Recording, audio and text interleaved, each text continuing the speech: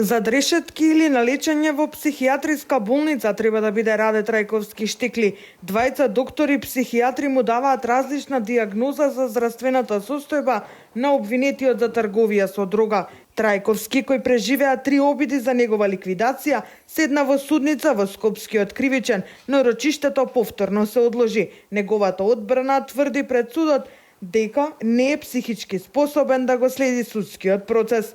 Заради психичко заболување не може да го следи рочиштата за главна расправа, кое што е основен услов за активно учество. Треба обвинетиот активно да учествува во постапката. И нашето вештачење е изготвено пред месец и пол дена. Без расчистување на овој факт, судот ќе направи многу голема процесна повреда. Вештакот, ангажиран од одбраната, утврдил дека Трајковски не може да се застапува на суд и треба да оди на лечење на клиниката за психијатрија.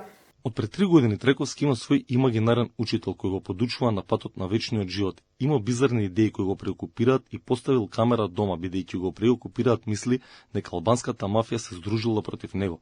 Има халуцинации, нарушено доживување на телото и органите, шизофренија, како и психотично расстройство. Целосност противно на ова, утврдил психијатарот кој го ангажирал обвинителството. Обвинетиот може да го следи судењето, расудува и е пресметлив.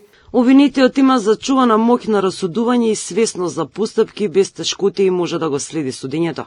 Разграничува битно од небитно, исправно и неисправно. На следното рочиште вештаците треба да ги објаснат своите дијагнози пред судот. Додека Трајковски докажува дали е психички способен да следи судски процес, уште 4 од неговата група признаа вина пред судот. Претходно 7 од групата на штекли се спогодија со обвинителството за затворски казни од 3 до 5 години.